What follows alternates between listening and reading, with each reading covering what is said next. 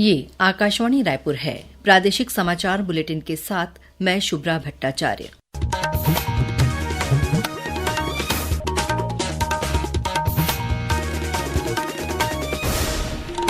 और अब पेश है आज के मुख्य समाचार। राष्ट्रपति द्रौपदी मुर्मू ने वीर बाल दिवस पर आज नई दिल्ली में असाधारण उपलब्धि के लिए छत्तीसगढ़ की हेमवती नाग सहित 17 बच्चों को प्रधानमंत्री राष्ट्रीय बाल पुरस्कार से सम्मानित किया। प्रदेश में नगरीय निकाय चुनाव के लिए कल होने वाली आरक्षण की प्रक्रिया स्थगित की गई। अब 7 जनवरी को होगा आरक्षण। नेता प्रतिपक्ष डॉ चरणदास महंत ने राज्यपाल को पत्र लिखकर विधानसभा में पारित छत्तीसगढ़ नगर पालिका और नगर निगम संशोधन विधेयक को संविधान विरुद्ध बताया और कल उत्तर छत्तीसगढ़ में 1-2 स्थानों पर हल्की वर्षा होने अथवा गरज चमक के साथ छींटे पड़ने की संभावना। अब समाचार विस्तार से। राष्ट्रपति द्रौपदी मुर्मू ने आज वीर बाल दिवस पर नई दिल्ली में असाधारण उपलब्धियों के लिए 17 बच्चों को प्रधानमंत्री राष्ट्रीय बाल पुरस्कार से सम्मानित किया। इन बच्चों में छत्तीसगढ़ के कोंडागांव जिले की हेमवती नाग भी शामिल हैं। इन बच्चों को कला संस्कृति, बहादुरी, नवाचार, विज्ञान और प्रौद्योगिकी, सामाजिक सेवा, खेल और पर्यावरण के क्षेत्र में विशिष्ट उपलब्धियों के लिए सम्मानित किया गया। राष्ट्रपति ने पुरस्कार प्राप्त करने वाले बच्चों को बधाई देते हुए कहा कि उनकी उपलब्धियां देश के सभी नागरिकों को प्रेरित करेंगी। उन्होंने कहा कि बच्चों की प्रतिभा को पहचानना और अवसर प्रदान करना देश की परंपरा का हिस्सा रहा है। अपने देश के बच्चों के लिए आदर्श प्रस्तुत किए। किसी ने अपनी जान जोखिम से डालकर बहादुरी के साथ लोगों की जान बचाई। किसी ने मेडिकल कंडीशन के बावजूद दिव्यांगजनों की सहायता के लिए कार्य किए हैं। किसी ने खेल कूद अथवा कला के क्षेत्र में असाधारण योगदान दिया है, तो किसी ने देश प्रेम का आदर्श प्रस्तुत किया है। देश प्रेम की भावना ही बच्चों को और राष्ट्र हित के लिए समर्पित होने के मार्ग पर ले जाती है। कोंडागांव जिले की जूडो खिलाड़ी हेमवती नाग को खेलो इंडिया और राष्ट्रीय स्तर की प्रतियोगिताओं में उत्कृष्ट प्रदर्शन करने के लिए ये पुरस्कार प्रदान किया गया है। हेमवती ने आकाशवाणी समाचार से बात करते हुए कहा कि उन्हें ये अवार्ड मिलने पर बहुत खुशी हो रही है। मुझे जो आज अवार्ड मिला था, मुझे बहुत खुशी हो रहा है। मुझे जूडो में राष्ट्रीय स्तर गोल्ड, सिल्वर, ब्रॉन्ज लाने के लिए मेरे को जब बालिका गृह में आई थी तब मुझे मैम ने बताया कि जूडो क्या होता है बोल के। फिर मुझे जूडो आरसीबीसी ने प्रैक्टिस करवाया है। इस उपलब्धि के लिए मुख्यमंत्री विष्णुदेव साय ने हेमवती को शुभकामनाएं दी हैं। प्रधानमंत्री नरेंद्र मोदी ने कहा है कि भारत के लोकतंत्र की व्यापकता गुरुओं की शिक्षा, साहिबजादों के बलिदान और देश की एकता के मूल मंत्र पर आधारित है। आज नई दिल्ली में वीर बाल दिवस समारोह को संबोधित करते हुए प्रधानमंत्री ने कहा कि गुरुओं की परंपरा ने हमें सबको आदर सम्मान के साथ देखने की शिक्षा दी है और देश का संविधान भी हमें इसी विचार के लिए प्रेरित करता है। वीर बाल दिवस का ये वर्ष और भी खास है। ये वर्ष भारतीय गणतंत्र की स्थापना का, हमारे संविधान का 75वां वर्ष है। इस 75वें वर्ष में देश का हर नागरिक वीर साहबजादों से राष्ट्र की एकता, अखंडता के लिए काम करने की प्रेरणा ले रहा है। आज भारत जिस सशक्त लोकतंत्र पर गर्व करता है, उसकी नींव में साहबजादों की वीरता है। श्री मोदी ने कहा कि संविधान लोगों को देश की संप्रभुता और एकता को सबसे ऊपर रखने के सिद्धांत की सीख देता है। इस अवसर पर प्रधानमंत्री ने सुपोषित ग्राम पंचायत अभियान का भी शुभारंभ किया। इस अभियान का उद्देश्य पोषण संबंधी सेवाओं को मजबूती से लागू करना और इस कार्य में लोगों की भागीदारी सुनिश्चित कर पोषण व्यवस्था मजबूत करना है। वीर बाल दिवस पर आज छत्तीसगढ़ में भी विभिन्न कार्यक्रम आयोजित किए जा रहे हैं। मुख्यमंत्री विष्णुदेव साय ने वीर साहिबजादों के बलिदान को याद करते हुए कहा कि 26 दिसंबर का दिन गुरु गोविंद सिंह जी के साहिबजादों की वीरता और निष्ठा को समर्पण करने का दिन है। उन्होंने राष्ट्र की रक्षा के लिए अपना सर्वस्व बलिदान कर दिया। प्रदेश में नगरीय निकाय चुनाव के लिए नगर पालिक निगमों के महापौर तथा नगर पालिका परिषद और नगर पंचायत अध्यक्षों के पदों के लिए कल होने वाले आरक्षण की प्रक्रिया को अपरिहार्य कारणों से स्थगित कर दिया गया है।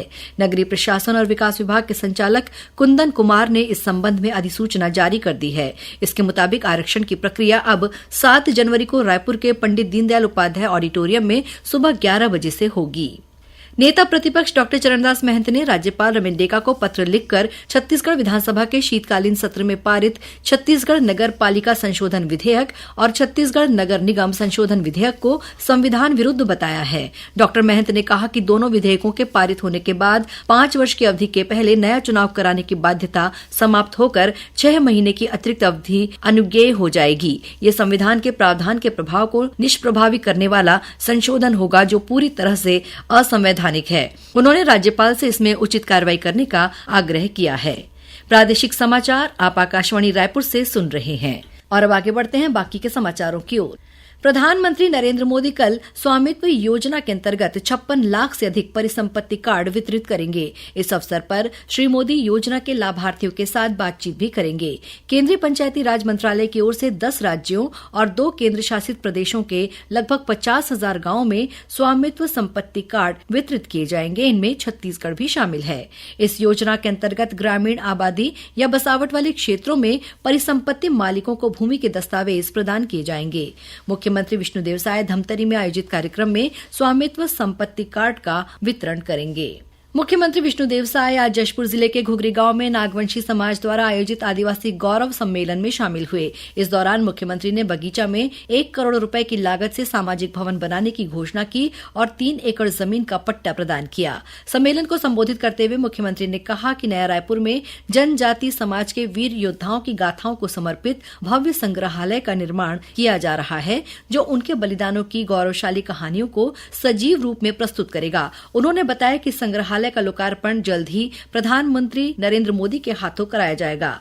मुख्यमंत्री आज सारंगढ़ बिलाईगढ़ जिले के टिमरलगा मैदान में पर्वतदान महोत्सव में भी शामिल हुए। इस अवसर पर मुख्यमंत्री ने टिमरलगा में स्कूल, अस्पताल के उन्नयन और मां नाथलदाई मंदिर को पर्यटन स्थल के रूप में विकसित करने की घोषणा की। तो मैं आज यहाँ पर हाई स्कूल की घोषणा करता हूँ। अगले सत्र से यहाँ पर हाई स्कूल की पढ़ाई शुरू होगी और मां नाथलदाई के पावन स्थल को पर्यटन क्षेत्र के रूप में विकसित किया जाएगा। पूर्व प्रधानमंत्री अटल बिहारी वाजपेयी की जयंती सुशासन दिवस के अवसर पर कल प्रदेश के 162 नगरीय निकायों में अटल परिसर निर्माण की आधारशिला रखी गई। इस अवसर पर मुख्यमंत्री विष्णुदेव साय, विधानसभा अध्यक्ष डॉक्टर रमन सिंह और उप मुख्यमंत्री अरुण साव भी वर्चुअल रूप से जुड़े। इसी कड़ी में कोरबा जिले में श्रम मंत्री लखनलाल देवांगन ने अटल परिसर के निर्माण कार्य का शिलान्यास किया। सहकारिता मंत्री केदार कश्यप ने कल जगदलपुर में राज्य की 300 से अधिक नवगठित बहुउद्देशीय पैक्स, डेयरी और मत्स्य सहकारी समितियों का वर्चुअल रूप से शुभारंभ किया। इस दौरान श्री कश्यप ने कहा कि अभी प्रदेश में कार्यरत 2058 पैक्स तथा लैंप्स द्वारा किसानों को कृषि ऋण और खाद बीज जैसी सेवाएं प्रदान की जा रही हैं। इन्हें और अधिक सक्षम बनाया जा रहा है। राज्य में 500 नए बहुउद्देशीय पैक्स का गठन किया जाएगा। नारायणपुर जिले में एक माओवादी ने पुलिस के समक्ष आत्मसमर्पण किया है। ये माओवादी कुतुल एरिया कमेटी के अंतर्गत गुमरका जनताना सरकार में उपाध्यक्ष के पद पर काम कर रहा था और पिछले 8 वर्षों से माओवादी संगठन में सक्रिय था। इस पर ओरछा, गीदम और बारसूर में विभिन्न माओवादी गतिविधियों में शामिल रहने का आरोप है। आत्मसमर्पित माओवादी को राज्य सरकार की पुनर्वास नीति के तहत 25,000 रुपए की प्रोत्साहन राशि प्रदान की गई। महासमुंद जिले की बलौदा पुलिस ने 164 किलो गांजे के साथ 2 आरोपियों को आज गिरफ्तार किया है। जब्त गांजे की कीमत करीब 32,80,000 रुपए बताई गई है। पुलिस के अनुसार ट्रक में गांजा लेकर दोनों आरोपी ओडिशा से राजस्थान जा रहे थे। मुखबिर से सूचना मिलने पर बलौदा पुलिस ने सिरपुर फॉरेस्ट नाके के पास ट्रक को रोककर जांच की। इस दौरान 6 बोरियों में रखा गांजा बरामद किया गया। दोनों आरोपी मध्य प्रदेश के रहने वाले हैं। और अब पेश है मौसम का हाल। उत्तर छत्तीसगढ़ में कल 1-2 स्थानों पर हल्की वर्षा होने अथवा गरज चमक के साथ छींटे पड़ने की संभावना है। वहीं बस्तर संभाग और उससे लगे जिलों में भी 1-2 स्थानों पर हल्की वर्षा हो सकती है।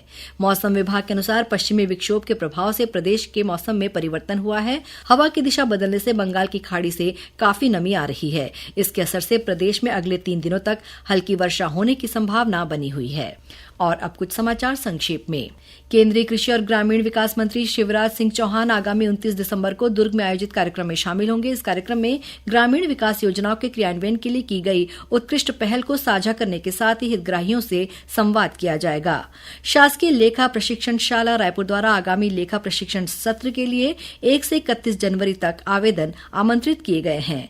दुर्ग जिले के आईजी कार्यालय में पदस्थ आरक्षक उपेंद्र तिवारी की सड़क हादसे में मौत हो गई है। कल रात मोटरसाइकिल से स्मृति नगर स्थित अपने निवास जाने के दौरान आरक्षक हादसे का शिकार हो गया और बस्तर जिले के लोहंडीगुड़ा क्षेत्र के मिचनार गांव के पास एक कार ने दोपहिया वाहन को टक्कर मार दी। इससे दोपहिया वाहन में सवार 2 युवकों की मौत हो गई है। अंत में मुख्य समाचार एक बार फिर। राष्ट्रपति द्रौपदी मुर्मू ने वीर बाल दिवस पर आज नई दिल्ली में असाधारण उपलब्धि के लिए छत्तीसगढ़ की हेमवती नाग सहित 17 बच्चों को प्रधानमंत्री राष्ट्रीय बाल पुरस्कार से सम्मानित किया। प्रदेश में नगरीय निकाय चुनाव के लिए कल होने वाली आरक्षण की प्रक्रिया स्थगित की गई। अब 7 जनवरी को होगा आरक्षण। नेता प्रतिपक्ष डॉक्टर चरणदास महंत ने राज्यपाल को पत्र लिखकर विधानसभा में पारित छत्तीसगढ़ नगर पालिका और नगर निगम संशोधन विधेयक को संविधान विरुद्ध बताया।